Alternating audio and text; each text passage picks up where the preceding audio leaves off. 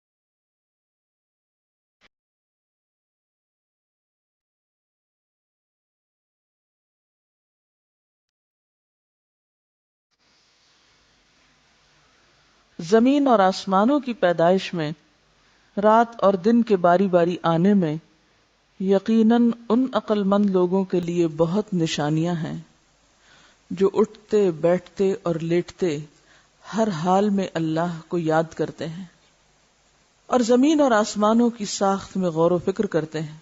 फिर बेख्तियार पुकार उठते हैं, ऐ हमारे रब, ये सब कुछ तूने फजूल और बेमकसद नहीं बनाया, तू इस ऐब से पाक है। बस ऐ हमारे रब, हमें आग के अजाब से बचा। तूने जिसे आग में डाला उसे दर हकीकत बड़ी जिल्लत और रुसवाई में डाल दिया और ऐसे जालिमों का कोई मददगार न होगा। ऐ हमारे मालिक, हमने एक पुकारने वाले को सुना جو ایمان کی طرف بلاتا تھا اور کہتا تھا اپنے رب پر ایمان لاؤ، سو ہم ایمان لے آئے، بس اے ہمارے خالق ہمارے گناہ معاف فرما اور ہماری برائیاں ہم سے دور کر دے اور ہمارا خاتمہ نیک لوگوں کے ساتھ کر۔ اے ہمارے رازق، جو وعدے تو نے اپنے رسولوں کے ذریعے ہم سے کیے ہیں انہیں ہمارے ساتھ پورا فرما اور قیامت کے دن ہمیں رسوائی میں نہ ڈال، بے شک تو وعدہ خلافی کرنے والا نہیں ہے۔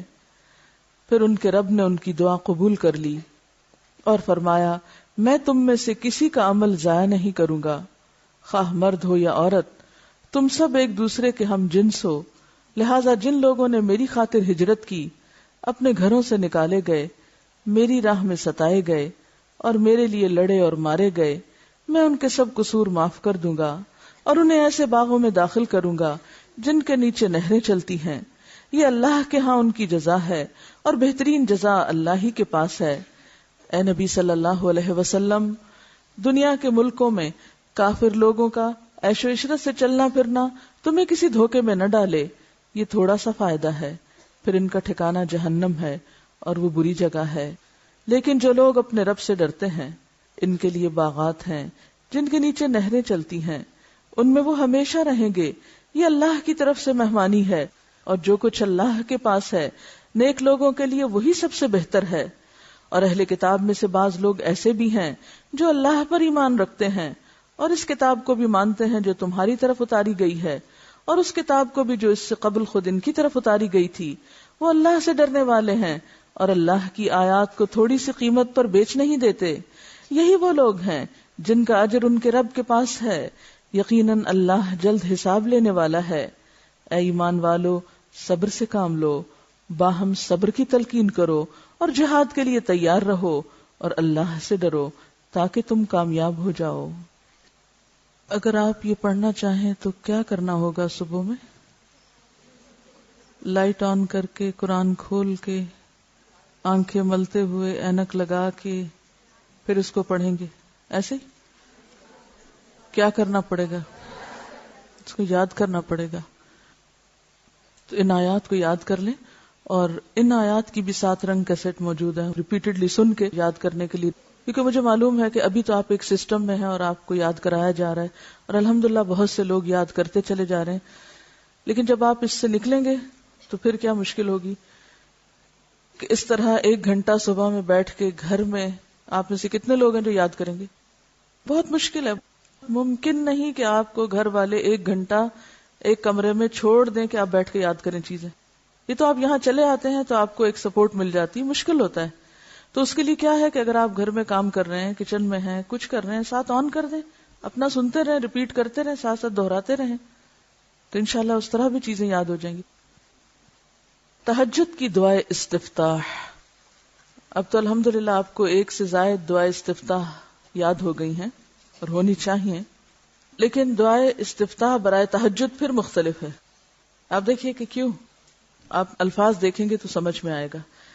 حضرت ابن عباس رضی اللہ عنہ روایت کرتے ہیں کہ جب رسول اللہ صلی اللہ علیہ وسلم رات کو تہجد کے لیے کھڑے ہوتے تو تکبیر تحریمہ کے بعد یہ پڑھتے، یعنی اللہ اکبر کہہ کے ہاتھ باندھ کے یہ دعا پڑھتے، اللہم لک الحمد انت قیم السماوات والارض ومن فیہن وَلَكَ الْحَمْدُ لَكَ مُلْكُ السَّمَاوَاتِ وَالْأَرْضِ وَمَنْ فِيهِنَّ وَلَكَ الْحَمْدُ أَنْتَ نُورُ السَّمَاوَاتِ وَالْأَرْضِ وَلَكَ الْحَمْدُ أَنْتَ مَلِكُ السَّمَاوَاتِ وَالْأَرْضِ وَلَكَ الْحَمْدُ أَنْتَ الْحَقُّ وَوَعْدُكَ الْحَقُّ وَلِقَاؤُكَ حَقٌّ وَقَوْلُكَ حَقٌّ وَالْجَنَّةُ حَقٌّ وَالنَّارُ حَقٌّ وَالنَّبِيُّونَ حَقٌّ ومحمد صلی اللہ علیہ وسلم حق والساعة حق اللہم لک اسلمت وبک آمنت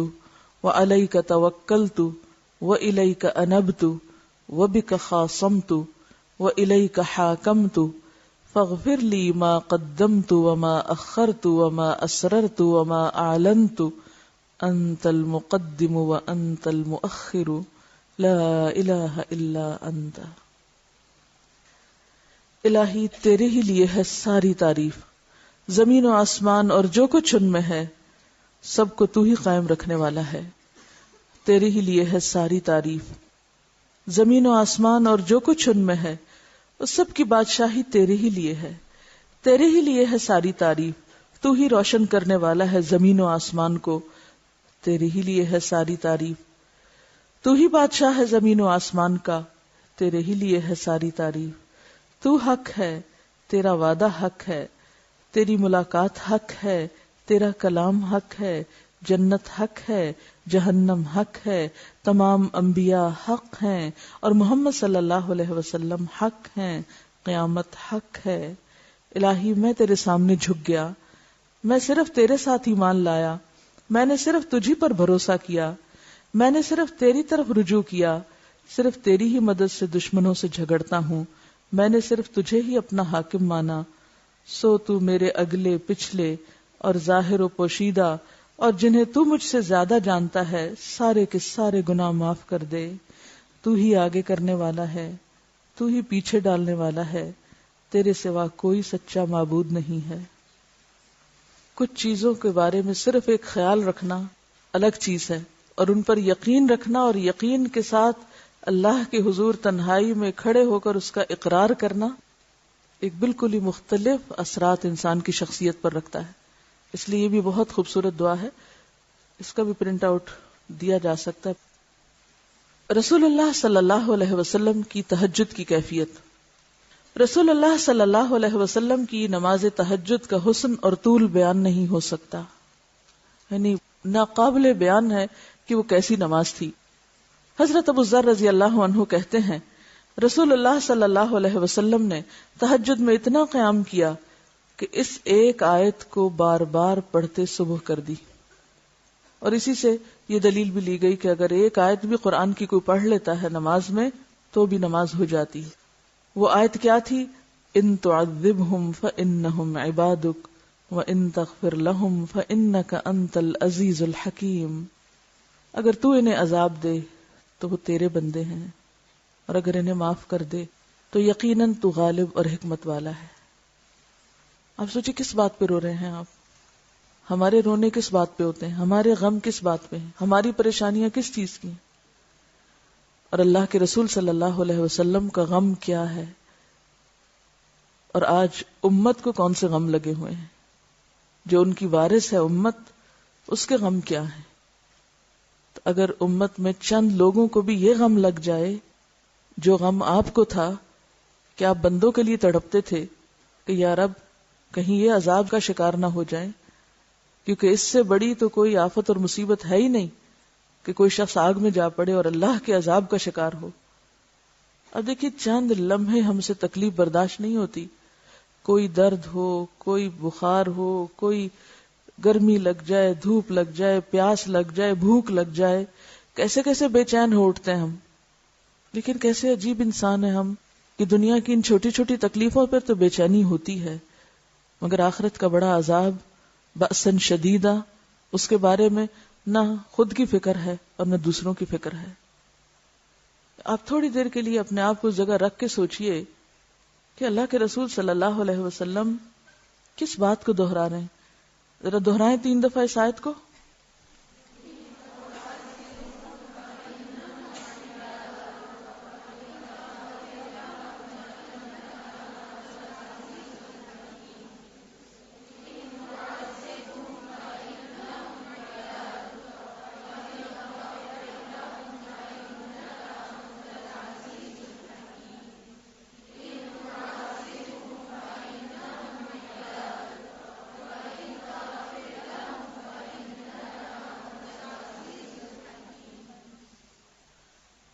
کیا سوچ میں آتا ہے کہ آپ کیوں رو رہے تھے اور کیوں ایک ہی آیت پڑھے چلے جا رہے تھے تاکہ صبح ہو گئی، آگے نہیں بڑھے؟ کیونکہ جو کچھ پیچھے فرمایا کہ انت الحق وقولک حق والجنت حق والنار حق، جو ان ساری چیزوں کو حق سمجھتا ہے وہ واقعی پھر اس کو محسوس کر سکتا ہے کہ بندوں کا عذاب میں جانا اور ان کا بخشے جانا کیا معنی رکھتا ہے اور کتنا بڑا فرق ہے۔ ہمیں تو اپنے گھر والوں کا بھی ایسا فکر نہیں ہے، اپنے جنم دیے ہوئے بچوں کے بارے میں ایسا غم نہیں ہے اپنے ماں باپ جن سے ہم محبت کے دعوے کرتے ہیں اور جو ہمیں بہت عزیز ہیں ان کے بارے میں ایسا غم نہیں ہے، اپنے بہن بھائیوں کے بارے میں ایسا غم نہیں ہے، اپنے ہی شوہروں کے بارے میں ایسا غم نہیں ہے. دنیا میں یہ سب پیارے اگر ہم سے دور ہو جاتے ہیں تو ہم ضرور روتے ہیں کہ ماں باپ جدا ہو گئے، بچے جدا ہو گئے، بہن بھائی جدا ہو گئے. لیکن اگر آخرت میں یہ سب جدا ہو گئے پھر کیا ہوگا؟ دنیا کی جدائیاں تو عارضی ہوتی ہیں، کچھ عرصے کے لیے جدا ہوئے پھر آ ملے، اور اگر آخرت میں یہ جدائی ہو گئی تو ہمیشہ کے لیے ہو جائے گی. تو جس شخص کو یہ بات سمجھ آ جائے وہ اپنے ہر پیارے کے لیے تڑپ اٹھے. اور آپ صلی اللہ علیہ وسلم صرف اپنے رشتہ داروں کے لیے نہیں، وہ تو سارے انسانیت کے لیے رحمت بنا کے بھیجے گئے تھے. وہ تو سب کے لیے تڑپتے تھے، وہ تو سارے عباد کے لیے تڑپتے تھے، صرف مسلمانوں کے لیے نہیں، صرف اپنے دوستوں کے لیے نہیں، وہ تو ساری انسانیت کے لیے تڑپتے تھے. عبادک. میں تو یہ دیکھتی ہوں کہ دنیا میں بھی بعض اوقات ہم کسی انسان کی جدائی پہ اس لیے روتے ہیں کہ خود ہمارا لاس ہوتا ہے نا. یہ بھی ایک سیلفشنس ہی ہوتی ہے. ہم بتا دوسرے کو یہ روتے ہیں کہ ہم تیری خاطر رو رہے ہیں، لیکن رو اپنی خاطر رہے ہوتے ہیں. پھر بھی کبھی غور کریں نا، آپ کسی کے جانے پہ، کسی کی جدائی پہ کیوں روتے ہیں؟ کہ ہمارا لاس ہوا ہے نا، ہمارا نقصان ہوا ہے. پھر اگین اپنے ہی لیے سیلفش ہیں. کوئی فوت ہو جاتا ہے، معلوم نہیں اس کی آخرت کتنی بہتر ہوگی، وہ کس فتنے سے بچ گیا، لیکن ہم رو رہے ہیں اور صبر ہی نہیں کر رہے اور چین ہی نہیں پا رہے اللہ کے فیصلے پر جو شاید اس بندے کے حق میں بہت بہتر تھا. کیوں روئے چلے جا رہے ہیں؟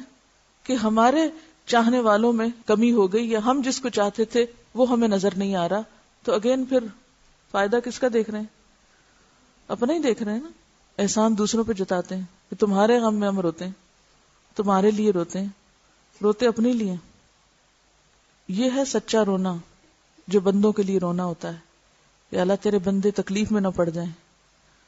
تو ہمیں اس خود غرضی سے باہر نکلنے کی ضرورت ہے کہ جو ہم ہر وقت اپنی ہی ذات اور اپنے ہی فائدے اور نیکی کے کاموں میں بھی خود غرض ہیں، اس میں بھی صرف خود اکیلے ہی چلنا چاہتے ہیں اور دوسروں کو ساتھ نہیں لینا چاہتے. قرآن پڑھتے بھی ہیں تو سمجھ کے نہیں پڑھتے، کھینچ کھینچ کے پڑھتے ہیں. بعض اوقات صرف الفاظ ہی دہراتے رہتے ہیں، رٹے رٹائے، روح نہیں ہے. تو جب دین سے روح نکل جاتی ہے تو پھر وہ صرف ایک خول رہ جاتا ہے جو ہم مصنوعی طور پہ اپنے اوپر چڑھا لیتے ہیں. وہ پھر دین دوسروں کے لیے ہو جاتا ہے، وہ اپنی ذات کے لیے نہیں رہتا.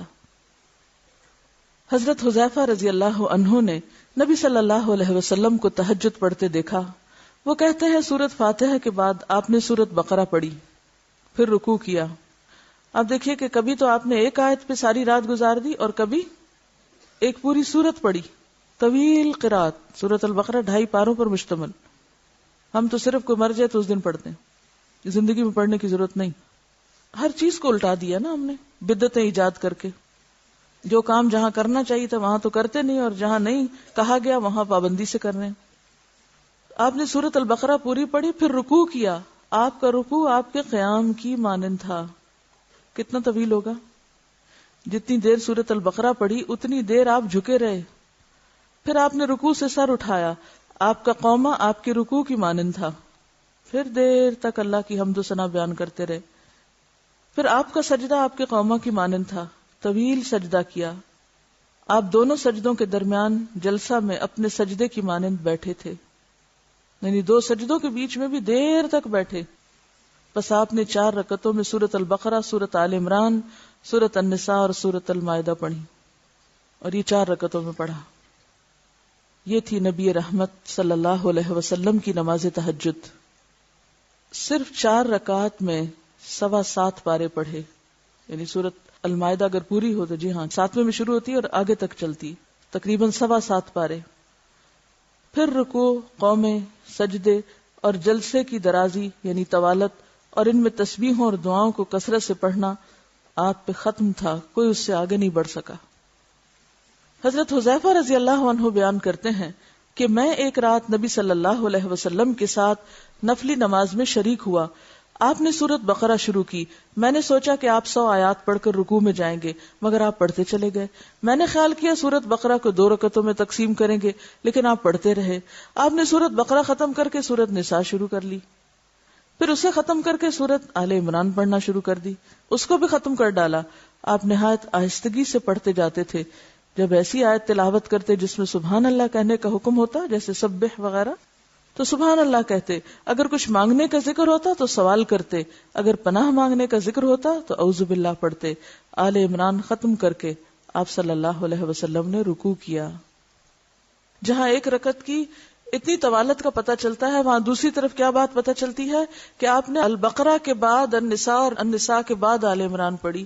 اس سے کیا بات پتہ چلتی ہے؟ یہ جو ہم نے اپنے اوپر ایک ہوا سوار کیا ہو نا ترتیب کا، یہ ترتیب ہل گئی تو نماز بھی گئی، تو اس کی تردید ہوتی ہے یہاں سے۔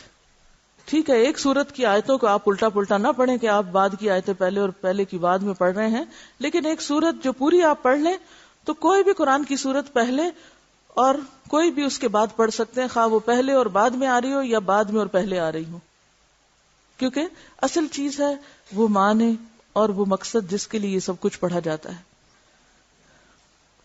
رسول اللہ صلی اللہ علیہ وسلم نے عبداللہ ابن عمرو سے کہا، مجھے بتلایا گیا ہے کہ تم ساری رات نفل پڑھتے ہو اور دن کو روزہ رکھتے ہو۔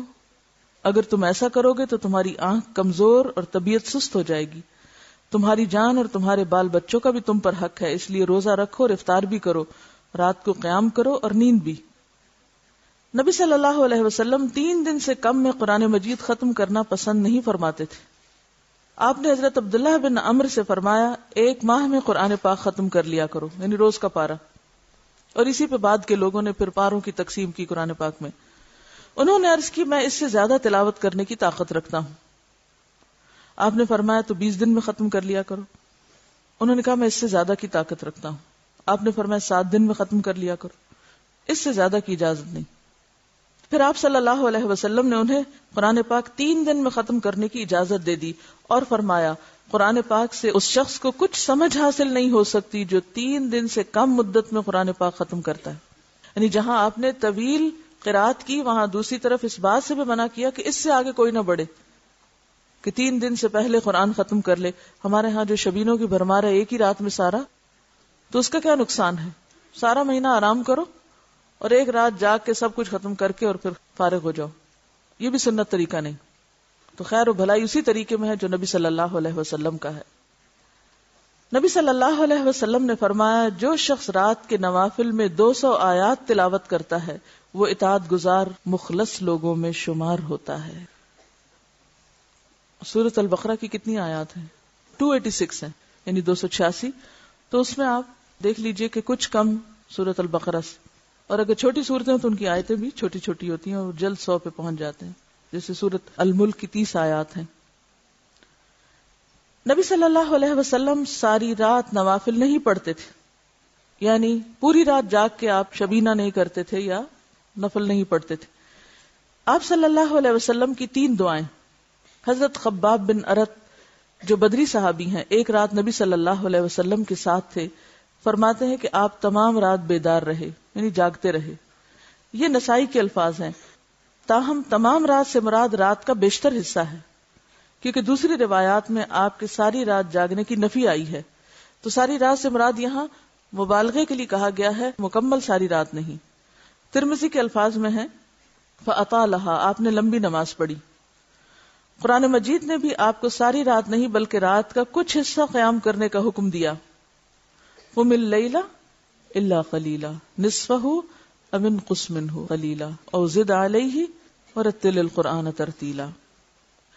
اگر مان بھی لیا جائے کہ آپ نے کسی وقت ساری رات قیام کیا تھا تو یہ بات آپ کے خصائص میں شمار ہوگی، ورنہ حقیقت وہی ہے جو حضرت عائشہ نے بتا دی، اور وہ فرماتی ہیں، میں نہیں جانتی کہ اللہ کے نبی نے کبھی ایک رات میں سارا قرآن پڑھا ہو یا صبح تک ساری رات نماز پڑھی ہو، یعنی ایسا نہیں ہے۔ راوی کہتا ہے کہ میں عبداللہ بن عباس کے پاس گیا اور انہیں حضرت عائشہ کی حدیث سنائی تو انہوں نے اس کی تصدیق کی کہ ہاں ایسا ہی ہے۔ جب آپ صلی اللہ علیہ وسلم نے ایک ایسی خاتون دیکھی جو ساری رات سونے کی بجائے نماز پڑھتی تھی تو آپ نے اسے ڈانٹتے ہوئے فرمایا، باز آ جاؤ، اتنا ہی عمل کرو جس پر ہمیشگی کی تمہیں طاقت ہو، اللہ اجر دیتے ہوئے نہیں اکتاتا، تم ہی اکتا جاؤ گے۔ اور ساری رات پڑھنے میں ایک اور نقصان کیا ہے کہ انسان تیز تیز پڑھتا ہے اور نہ ہی وقف کی جگہ وقف کرتا ہے اور نہ ہی کہیں دعا مانگتا ہے اور نہ ہی کہیں اللہ کا ذکر کرتا ہے اور نہ ہی اس کو سمجھتا ہے، تو اس لیے اس چیز کو ناپسندیدہ قرار دیا گیا، کیونکہ قرآن صرف پڑھنے کے لیے نہیں آیا، سمجھنے کے لیے بھی ہے۔ تو یہ بات کہ آپ تمام رات بیدار رہے، اس سے مراد کیا ہے؟ رات کا بڑا حصہ، اور اگر واقعی جاگے بھی تو کبھی ایک آدھ دفعہ، وہ آپ کی خصائص میں سے ہے، اور نوافل ادا کرتے رہے یہاں تک کہ صبح صادق ہو گئی۔ جب آپ نے سلام پھیرا، یعنی جب آپ نے نماز سے سلام پھیرا تو حضرت خباب نے عرض کیا، یا رسول اللہ، میرے ماں باپ آپ پر قربان، آج رات جس طرح آپ نے نوافل پڑھے، اس سے پہلے میں نے کبھی آپ کو اس طرح نماز ادا کرتے نہیں دیکھا۔ آپ نے فرمایا، تم نے درست کہا، نماز ایسی عبادت ہے جس میں اللہ کے ساتھ اشتیاق یعنی شوق بڑھایا جاتا ہے، کیونکہ وہ اللہ اور بندے کے درمیان سرگوشیاں ہیں نا، بندہ اللہ سے سرگوشی کرتا ہے، اس وقت اللہ کے ساتھ تنہائی میں ملاقات کرتا ہے، سب کو چھوڑ کے اللہ کا بنتا ہے، اور اس کے عذاب سے پناہ مانگی جاتی ہے۔ چنانچہ میں نے اللہ تعالیٰ سے 3 سوال کیے، جن میں سے 2 قبول ہوئے۔ ایک سوال یہ کہ اللہ میری امت کو سابقہ امتوں کی طرح تباہ و برباد نہ کرے، اس کو اللہ نے قبول فرمایا۔ دوسرا سوال یہ کہ میری امت پر دشمنوں کو غلبہ حاصل نہ ہو، یہ بھی قبول کر لیا گیا۔ پھر میں نے سوال کیا، امت محمدیہ میں اختلاف رونما نہ ہو، آپس میں نہ لڑیں، لیکن اسے قبول نہ کیا گیا۔ سابقہ امتوں کی طرح تباہ نہ ہو، جیسے قوم عاد اور سمود تباہ ہوئے وغیرہ وغیرہ، تو مان لی گئی بات کہ ساری امت بیک وقت تباہ نہیں ہوگی، اور اسی طرح امت پر دشمنوں کو غلبہ حاصل نہ ہو، یعنی پوری امت بیک وقت غلبے میں نہ آئے، یہ بھی مان لی گئی۔ یعنی جزوی غلبے تو ہو سکتے ہیں لیکن کلی نہیں۔ لیکن یہ جو تیسری دعا ہے کہ ان میں اختلاف رونما نہ ہو، یہ نہیں مانی گئی۔ اب آپ کہیں گے پھر ہمارا کیا قصور؟ تو اس سے کیا اختلاف کا جواز نکلتا ہے؟ ہاں؟ کیا پتہ چلتا ہے؟ کہ یہ تو اور امتحان ہو گیا، اس معاملے میں تو اور زیادہ کانشیس ہونے کی اب ضرورت ہے، کیونکہ اگر یہ دعا بھی قبول ہو جاتی تو پھر ہمارا تو امتحان ہی نہ رہتا۔ کیا خیال ہے؟ تو بات یہ ہے کہ اللہ سبحانہ وتعالی نے یہ دعا قبول نہیں کی۔ ایک اور روایت کے الفاظ کچھ یوں ہیں کہ میری امت کے بعض کی طاقت کا مزہ بعض کو نہ چکھا۔ بعض کی طاقت یعنی جو طاقتور ہیں ان میں کسی بھی لحاظ سے، علمی لحاظ سے یا مالی لحاظ سے یا کسی اور اعتبار سے، کو حکومت یا عہدے کے اعتبار سے، تو بعض کی طاقت کا مزہ بعض کو نہ چکھا، یعنی طاقتور کمزور پر زیادتی نہ کرے، اختلاف اور ٹکراؤ نہ ہو، یہ نہیں مانی گئی بات۔ تو اس سے کیا پتہ چلتا ہے کہ اس معاملے میں ہم سب امتحان میں ہیں کہ کس کے پاس کس وقت کون سی طاقت آتی ہے اور اس کا استعمال کیسے کرتا ہے۔ ہمیں سے ہر شخص کو مختلف اوقات میں مختلف طرح کی برتری حاصل ہو جاتی ہے نا، کبھی کسی اعتبار سے کبھی کسی اعتبار سے، ایک دوسرے پہ طاقتور ہو جاتا ہے نا، اور پھر وہ کمزور کو کیا کرنے لگتا ہے، انسان ہی نہیں سمجھتا، اس کو اپنی طاقت کا مزہ چکھانے لگتا ہے۔ اس معاملے میں حفاظت اٹھا لی گئی ہے، اللہ نے آزادی دے دی ہے، ٹھیک ہے کرو، چکھاؤ مزہ طاقت کا ایک دوسرے کو۔ اب آپ دیکھیے، طاقت بھی ہو اور پھر انسان روک کے رکھے، انسان قادر بھی ہو پھر خود کو کھینچ کے رکھے۔ ایک تو یہ نا کہ کوئی چیز ہے نہیں آپ کے پاس، تو اس وقت آپ کیا کر رہے ہیں؟ مجبور ہیں، ہے ہی نہیں، کیا کریں گے؟ لیکن ایک چیز ہے پھر آپ استعمال نہ کریں، یہ آسان ہے۔ ایک چیز آپ کے ہاتھ میں اور پھر آپ روک رہے ہیں خود کو، استعمال نہیں کر رہے، یہی تو دیکھا جا رہا ہے، یہی تو امتحان ہے۔ تو جب کوئی شخص یہ کرنے لگے اس کو فوراً سوچنا چاہیے کہ میں آزمایا جا رہا ہوں، میں ایسی جگہ داخل ہو گیا ہوں جہاں مجھ سے اللہ کی حفاظت اٹھ گئی ہے۔ یعنی کوئی شخص طاقت کی بنا پر جب کسی کمزور کو نقصان دیتا ہے تو یہ سخت آزمائش کا وقت ہوتا ہے، اور مراد اس سے کیا کہ ایک مسلمان دوسرے مسلمان کو دکھ پہنچائے، اذیت دے، موقع پا کے چڑھ دوڑے اس پر، لوٹ مار کرے، تو ایسا شخص اللہ کی حفاظت سے نکل کر کہاں چلا گیا؟ شیطان کے پھندے میں آ گیا، کیونکہ اللہ تعالیٰ نے پروٹیکشن نہیں دی، اس بات پر آزادی دی ہے۔ اب کیا ہے؟ طاقت آ گئی ہے آپ کے پاس۔ شیر چوہے کی کہانی پڑھی ہوئی ہے؟ ہاں؟ ایک شیر سو رہا تھا، چوہا اس کو ستا رہا تھا، تو اس نے اس کو پکڑ لیا، لیکن پھر طاقت کے باوجود اس کو چھوڑ دیا، یہ سوچ کر کہ شاید یہ بھی کبھی کام آئے میرے، اور واقعی بھی اس کے کام آیا۔ اب آپ دیکھیے کہ اس طاقت سے مراد صرف حکومت یا کوئی عہدہ یا اتھارٹی نہیں، وہ تو ہے ہی ہے، کہیں کسی کو تھوڑی سی اتھارٹی مل جاتی ہے دوسرے پر، تو وہ آزمائش میں پڑ جاتا ہے، وہ تو اپنی جگہ ہے. لیکن بعض جگہیں ایسی ہیں کہ جہاں کوئی عہدہ، اتھارٹی کچھ بھی نہیں. مثلا خاندان میں ہمارے یہاں جو ایک ٹپیکل قسم کا سسٹم رائج ہے، نند بھاوج کا رشتے میں کون طاقتور ہوتا ہے عام طور پہ؟ نند. ساس بہو کے رشتے میں ساس. اسی طرح کچھ اور رشتوں میں بھی. اب کیا ہوتا ہے، جس کے پاس تھوڑی سی بھی طاقت یا اتھارٹی ہوتی ہے تو عام طور پر وہ کیا کرنے لگتا ہے؟ اس کے بعد کمزور کو دباتا ہے، کمزور کو نقصان دینے کی کوشش کرتا ہے، کمزور کے سامنے یہ پیچھے سے اس کی جڑیں کاٹتا ہے. ایسا شخص پوری طرح شیطان کے پھندے میں آ چکا ہوتا ہے.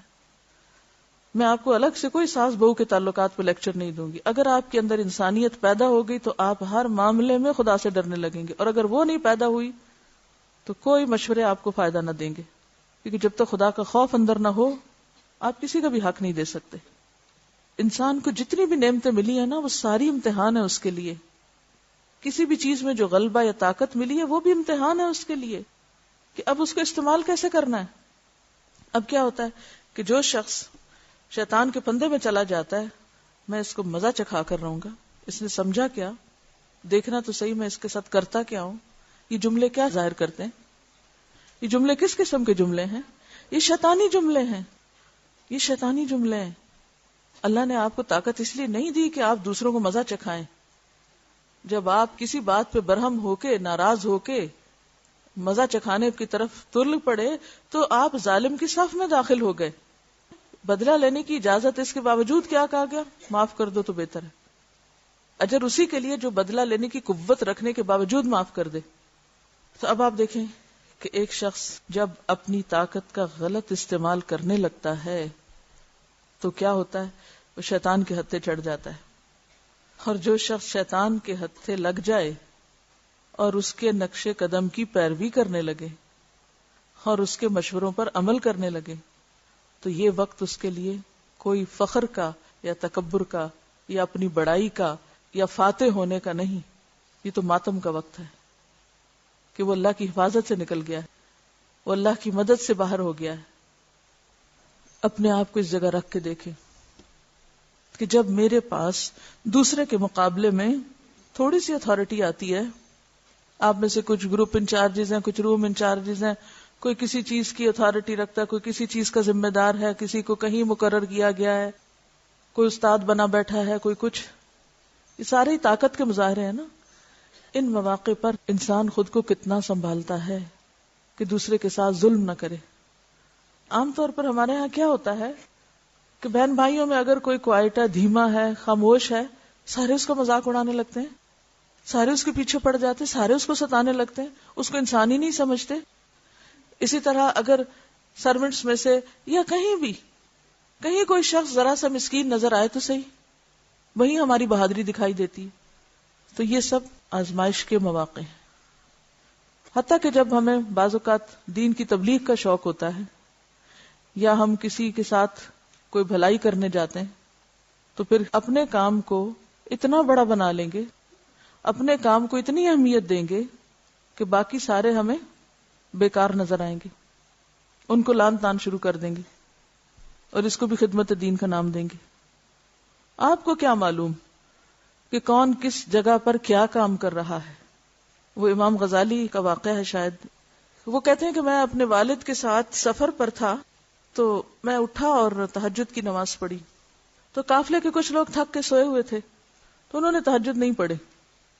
تو میں نے اپنے والد سے کہا کہ یہ دیکھیں کتنے بدقسمت لوگ ہیں، قبولیت کا وقت اور یہ سو رہے ہیں. تو آپ کو یاد ہے والد نے کیا کہا تھا کہ کاش تم سوئے رہتے اور تہجد نہ پڑھتے.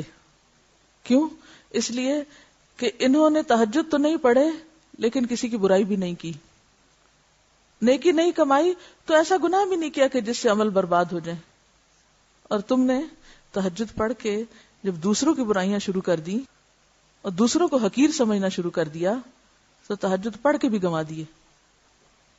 بعض اوقات صرف اللہ کی توفیق سے، صرف اللہ کی توفیق سے کوئی نیکی کرنے کا جب ہمیں موقع مل جاتا ہے تو ہم اپنے آپ کو اتنی بڑی چیز سمجھنے لگتے ہیں کہ دوسرے سارے ہمیں حقیر نظر آنے لگتے ہیں اور تان و تشنیع کی الغار شروع کر دیتے ہیں. تو لوگوں کی غلطیوں پر حقارت کی نگاہ ڈالنا یہ بھی درست نہیں. یعنی غلط کرنے والوں کو حقیر سمجھنا یہ بھی صحیح نہیں. یہ اس وقت ہوتا ہے جب لا حول ولا قوت الا باللہ کو ہم بھولتے ہیں کہ قوت ساری اللہ کی ہے. جب یہ سبق ہم بھولتے ہیں تو اس وقت کیا ہوتا ہے؟ پھر اپنی طاقت کا زوم آنے لگتا ہے، اور جب اپنے اندر طاقت محسوس ہونے لگتی ہے تو پھر ہم دوسروں کو حقیر سمجھنے لگ جاتے ہیں. ایبسولوٹ اتھارٹی کرپٹس ایبسولوٹلی، یعنی جہاں بھی ایک قہر اور جبر ہوتا ہے وہاں پھر ہر چیز تباہ و برباد ہو کے رہ جاتی. رسول اللہ صلی اللہ علیہ وسلم رات کے نوافل میں کبھی سری اور کبھی جہری قرات فرماتے. جب آپ صلی اللہ علیہ وسلم گھر میں نوافل ادا کرتے تو حجرے میں آپ کی قرات سنائی دیتی تھی. آپ صلی اللہ علیہ وسلم ایک رات باہر نکلے تو آپ نے دیکھا کہ حضرت ابو بکر آہستہ قرات سے نفل پڑھ رہے ہیں اور حضرت عمر نوافل میں اونچی آواز سے قرات کر رہے ہیں. جب وہ دونوں رسول اللہ صلی اللہ علیہ وسلم کی خدمت میں حاضر ہوئے تو آپ نے ابو بکر سے فرمایا، اے ابو بکر، رات میں تیرے پاس سے گزرا تو پست آواز سے نفل پڑھ رہا تھا. انہوں نے عرض کیا، یا رسول اللہ، جس اللہ سے میں سرگوشی کر رہا تھا اس تک میری آواز پہنچ رہی تھی. پھر آپ نے عمر رضی اللہ عنہ سے کہا کہ رات میں تیرے پاس سے گزرا تو اونچی آواز کے ساتھ نفل پڑھ رہا تھا. تو انہوں نے عرض کیا، یا رسول اللہ صلی اللہ علیہ وسلم، میں سوئے ہوئوں کو بیدار کرنا چاہتا تھا، اوروں کو بھی جگانا چاہتا تھا کہ وہ بھی تہجد پڑھیں، اور شیطان کو بھگانے کا ارادہ رکھتا تھا. اس پر آپ نے ابو بکر کو ذرا اونچی آواز سے اور عمر کو ذرا نیچی آواز سے پڑھنے کا حکم دیا، کیونکہ بہترین راستہ اعتدال کا راستہ ہے. وآخر دعوانا ان الحمد للہ رب العالمین. سبحانک اللہم وبحمدک، نشہد ان لا الہ الا انت، نستغفرک ونتوب الیک.